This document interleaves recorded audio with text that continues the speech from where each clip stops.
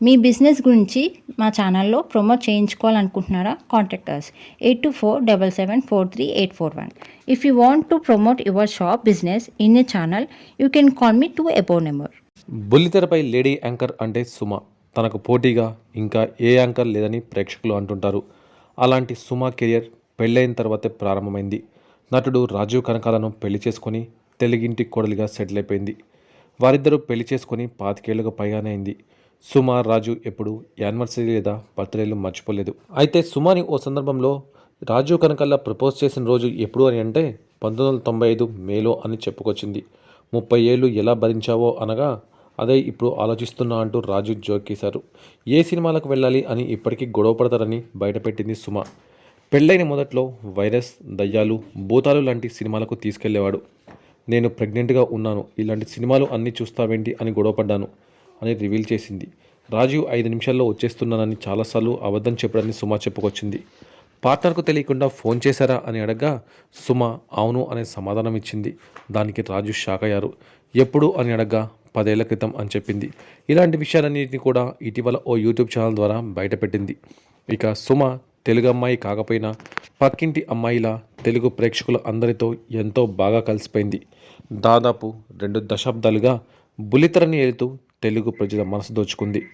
Star hero cinema అయినా, చిన్న hero cinema అయినా ప్రమోషనల్ ఈవెంట్ అంటే సుమ ఖచ్చితంగా ఉండాల్సిందే. ఎందుకంటే ఆమె ఎలాంటి ఈవెంట్ను అయినా తమ వాక్చాతుర్యంతో బాగా హ్యాండిల్ చేస్తుంది. అప్పట్లో రాజీవ్ కనకాల, సుమ ఇద్దరూ విడాకులు తీసుకోబోతున్నారనే వార్త టాలీవుడ్ ఇండస్ట్రీని ఎంతలా కుదిపేసిందో ప్రత్యేకంగా చెప్పనక్కర్లేదు. ముఖ్యంగా చాలామంది సుమ అభిమానులైతే అసలు ఆమె ఎందుకు విడాకులు తీసుకుంటుందో తెలియక బాధపడ్డారు. అప్పట్లో సుమ రాజు విడాకులు తీసుకోవడానికి కారణం ఓ హీరోయిన్ అని, రాజీవ్ కనకాల ఓ హీరోయిన్తో సినిమాలో నటించే సమయంలో ఇద్దరి మధ్య క్లోజ్నెస్ పెరగడంతో దాని గురించి ఇండస్ట్రీలో కథలుగా మాట్లాడుకున్నారని ప్రచారాలు జరిగాయి. అయితే ఆ విషయం కూడా సుమ చెవిన పడడంతో భర్తని అమితంగా ప్రేమించే సుమ ఆ రూమర్స్ని సహించలేకపోయిందట. ముఖ్యంగా తన భర్త వేరే అమ్మాయితో క్లోజ్గా ఉండడం ఇష్టం లేని సుమ విడాకులు తీసుకోవాలని నిర్ణయించుకుందట. కానీ ఆ తర్వాత కొద్ది రోజులకు వీరి మధ్య ఉన్న దూరం తగ్గిపోయింది. ముఖ్యంగా కుటుంబ సభ్యులు, వీరి సన్నిహితులు నువ్వు కూడా ఇండస్ట్రీలోనే ఉంటున్నావు, ఇండస్ట్రీలో ఎలాంటి న్యూస్ వైరల్ అవుతుందో మీకు తెలీదా అంటూ సుమకు నచ్చజెప్పారట.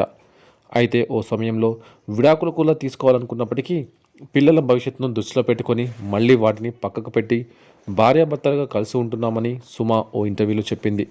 అలా కొన్ని కారణాల వల్ల ఇద్దరి మధ్య దూరం పెరిగినప్పటికీ మళ్ళీ అవి కేవలం రూమర్సే అని తెలిసి సుమ, రాజు కనకాల ఇద్దరు కలిసిపోయారు. ఇక ఇటీవల సోషల్ మీడియా ట్రోలింగ్పై కీలక వ్యాఖ్యలు చేశారు నటుడు రాజీవ్ కనకాల. ఓ ఛానల్కు ఇచ్చిన ఇంటర్వ్యూలో ఆయన మాట్లాడుతూ సుమారు 250 ఛానల్స్ నటీనటులపై ట్రోలింగ్ చేస్తున్నట్లుగా గుర్తించామన్నారు. ఓ ఫంక్షన్కు వచ్చిన తన కూతురిపై లేనిపోనివి రాశారని రాజీవ్ మండిపడ్డారు.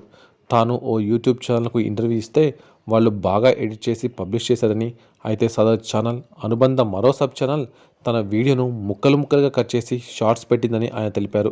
ఆ ముక్కల్లో ఓ వీడియోకి సూసైడ్ చేసుకొని చనిపోయిన దేవదాస్ కనకాల అని తంపెట్టారని రాజు వెల్లడించారు.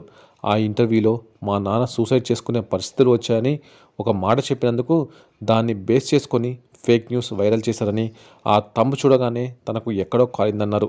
ఇంటర్వ్యూ తీసుకున్న వ్యక్తికి ఫోన్ చేస్తే ఆయన సారీ చెప్పి వెంటనే తంబు మార్చారని రాజు కనకాల గుర్తు చేసుకున్నారు. ప్రస్తుతం ఆయన వ్యాఖ్యలు సోషల్ మీడియాలో వైరల్ అవుతున్నాయి. ఇక రాజు కనకాల మాట్లాడుతూ సోషల్ మీడియాలో ట్రోలింగ్లు చేసేవారు బరితెగించి మరీ బజారును పడుతున్నారు.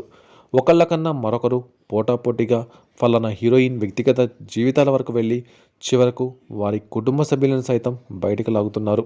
తాను చాలా కాలంగా సినిమా రంగంలో ఉంటున్నానని, ఇలాంటి దారుణమైన ట్రోలింగ్లు ఎప్పుడూ చూడలేదని, అప్పట్లో మీడియా ఎంతో హుందాగా ఉండేదని, ఎవరిని అగౌరవించేలా రాతలు రాసేవారు కాదని, ఇప్పుడు కుప్పలుగా ఛానల్స్ పుట్టుకొస్తున్నాయని, వీటిని నియంత్రించే వ్యవస్థలు లేవని, ఇది చాలా బాధాకరమని కామెంట్ చేశాడు.